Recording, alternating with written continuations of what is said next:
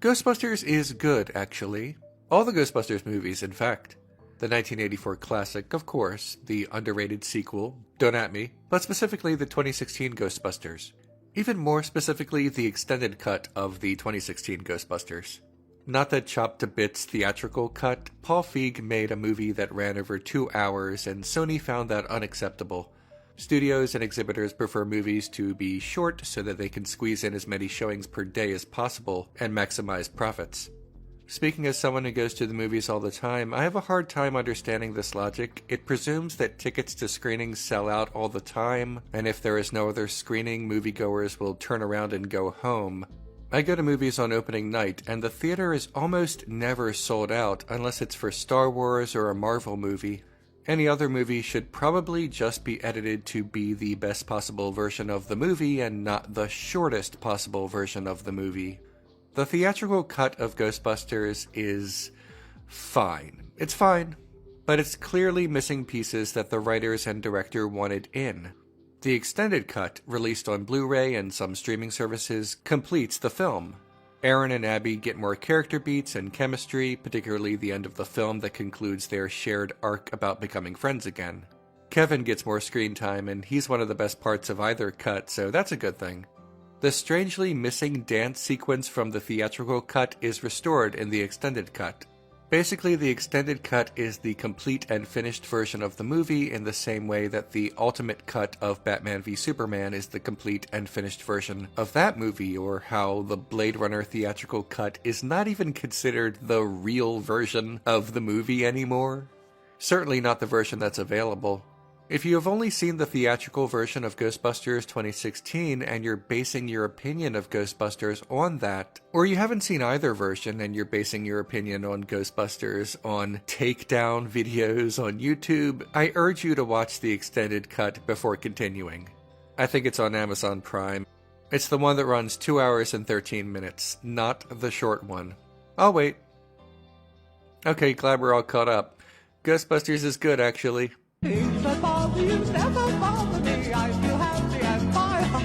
Ghostbusters begins with Dr. Erin Gilbert being given the big hall to make a big presentation. She's up for tenure. Everything in her whole life has been leading up to this moment when, she is outed as the co-author of a book about ghosts that she wrote when she was young.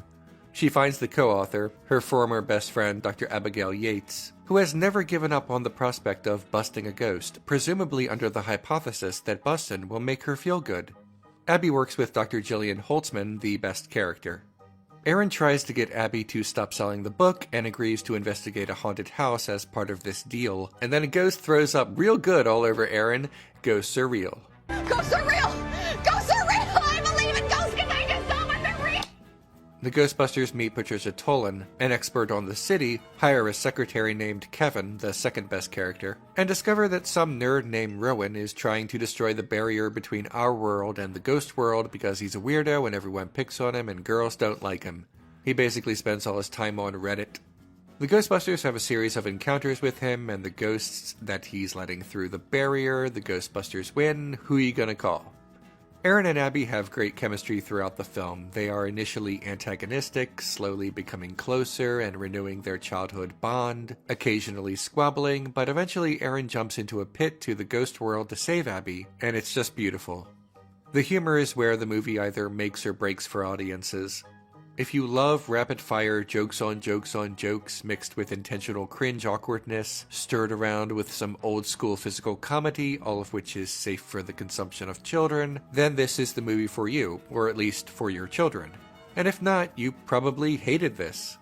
I can't convince you that something that did not make you laugh is actually funny because humor does not work that way. Explaining something does not make you start laughing at it. But I will try to explain why so many other people did enjoy Ghostbusters and also why you and me, the adults in the room, were not really the target audience anyway.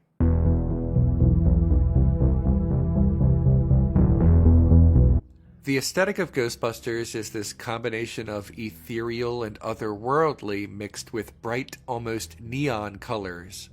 Many of the ghosts are not fully CG, but instead are actors with visual effects added onto them, much like the librarian ghost from the original Ghostbusters played by Ruth Hale Oliver. The scene with Gertrude Aldrich, played by Bess Rouse, has a great misdirect where she glides in peacefully, Abby says she's beautiful, and then she suddenly spews ectoplasm all over Aaron. A Ghostbusters tradition. The further along into the film, the more we see inhuman ghosts, giant monsters and slimers and other various Class 5 vapors. The neon glow of the film exists even outside scenes with the ghosts, as the movie contains a consistent aesthetic.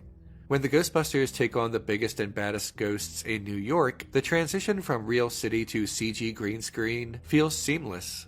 Maybe the illusion of real and computer-generated and the difficulty differentiating between the two explains why some fans remarked that they hated the ghost design in the trailer, dubbing it only CG, not realizing that actual actors were used for the ghosts.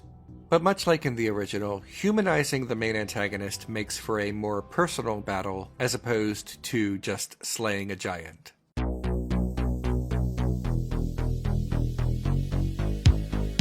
The primary antagonist of Ghostbusters is Rowan, a basement-dwelling shut-in who believes he speaks for the downtrodden. To that end, he plans to rip a hole in reality, and it's up to the Ghostbusters to stop him. Rowan is the most 2016 antagonist imaginable. He is perfect. He is exactly the right foil for the modern world. Someone who mistakenly believes he is part of a marginalized group and has an inverted understanding of why he is a loser. Rowan thinks that people, apropos of nothing, treat him like a creep, and that makes him a victim, whereas Rowan simply is a creep and wishes to victimize others. Souls who see the world as it truly is, as garbage. Garbage that needs to be cleaned up. They're mostly dudes. Rowan is played by Neil Casey throughout much of the film, but then he is played by Melissa McCarthy once Abby is possessed, and then by Chris Hemsworth when Kevin is possessed. Hemsworth gets to play two roles in the movie, and he shines in both of them. Once Rowan possesses Kevin, the real fun begins, the dance-off, the overconfidence. Rowan mocking the Ghostbusters by transforming into their logo was a nice touch.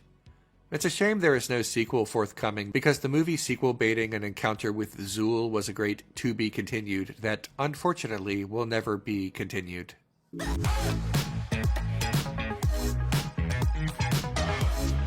If there is one aspect of Ghostbusters that is almost universally agreed upon, it's that Holtzman is the best character.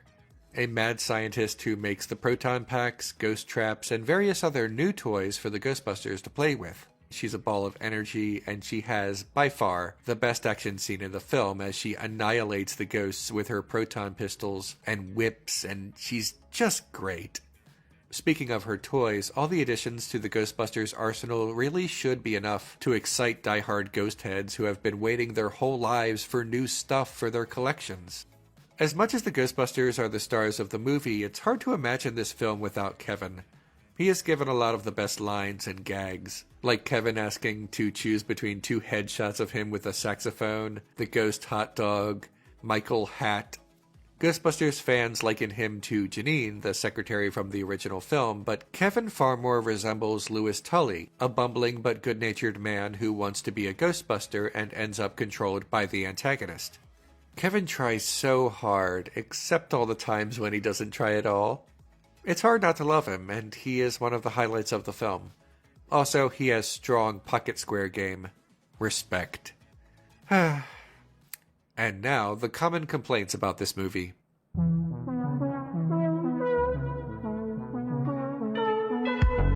Alright, let's get this part over with. I don't like the editing. Once again, this is a reasonable complaint, but only for the theatrical version that does not really exist anymore, except on Hulu, I think. The complete version of the film runs 2 hours and 13 minutes, and if you're basing your dislike of the movie on a different version, I strongly recommend seeking this out. Why didn't they call it something else besides Ghostbusters? Because it's 2016, and even more today, almost every movie with a big budget is from a pre-existing intellectual property.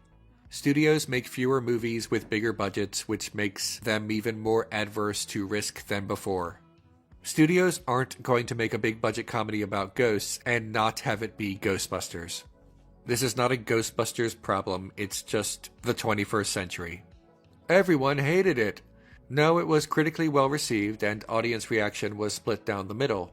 One might be led to believe everyone hated it because the complaints are always louder than praise, and the internet can form a kind of social bubble, an echo chamber of opinions among like-minded people. Women's!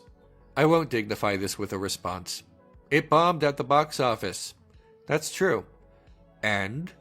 Is that how we're judging movies now, whether or not they made their money back at the theaters? We're movie fans, not studio executives. That really shouldn't matter to us in terms of whether or not a movie is a quality picture or not. If we do, that means that any film that was not a success in theaters is also bad. Children of Men, The Iron Giant, Mulholland Drive, The Shawshank Redemption, Willy Wonka and the Chocolate Factory, and Citizen Kane, to name a few. Unless we're prepared to start judging movies based on their receipts, this is probably an argument we should abandon. 30-something fans declare, "These aren't my Ghostbusters," with the same righteous indignation that someone uses when saying, "He's not my president." To those fans, let this be clear. You are indeed correct, though not for the reason you believe. This isn't your Ghostbusters movie. It's theirs. The children and adolescents growing up now. In the 1980s, the Ghostbusters were formative for you. They were your heroes. Their humor and sensibilities were relative to the time period. This is also true of the 2016 Ghostbusters. That may be part of why you don't like it. It's not really humor for people who grew up in the 80s. It's humor for the children of people who grew up in the 80s. It's not for children who lived under Ronald Reagan. It's for children who were living under Barack Obama. If you grew up in the 80s and 90s watching Ghostbusters movies and cartoons, then those were your Ghostbusters. But Ghostbusters is not just for you anymore. It's for them. Do you think that the new Ghostbusters just doesn't have enough of that 80s cynicism about it, and that it's too lighthearted? Well, yeah, because it's for kids. Do you think the new Ghostbusters looks too much like Scooby-Doo? Yeah, it kinda does, because it's for kids. It's why this movie won Best Picture at the Nickelodeon Kids' Choice Awards, because it's a movie for kids, and the kids liked it. Now, it's not only a movie for kids. I mean, I liked it too, but definitely it had them in mind more than myself. Sure, the studio undoubtedly wanted everyone's dollar at the box office, including older fans curious about their childhood franchise. But this was clearly made and rated for families to take their children and buy the toys and other merchandise. The original Ghostbusters was crude and adult, but it was also rated PG. It was a hit with children, even if a handful of scenes were not really appropriate for them. Proton packs lined the shelves at Toys R Us in the 80s. Cartoons were made. Children bought the toys, they wore the costumes on Halloween, they memorized the lines from the movie, and played make-believe with their friends and argued over who got to be Venkman. And now, it's their turn. Part of growing up is passing what you had to the next generation and recognizing that the world is not marketing some things to you anymore. That does not mean you can't enjoy media for youngsters. That does not mean you can't collect the toys. That does not mean watching media for children is itself childish. But there is a difference between watching media for youngsters and claiming that media as your own. Holding on to Ghostbusters as if it were still mostly yours is insisting on not passing down your toys to your children, either literally if you have your own children or figuratively if you do not. You're right, this is not your Ghostbusters movie, and that's okay. It's time to let the children play with your toys. I love the proton pack and the outfit. Ghost fighting gear, done. The iconic car, check. And an electrifying amount of the right attitude. Yep. I ain't afraid of no ghost. Who you gonna call Ghostbusters? So who would these mini-me's call? My mom.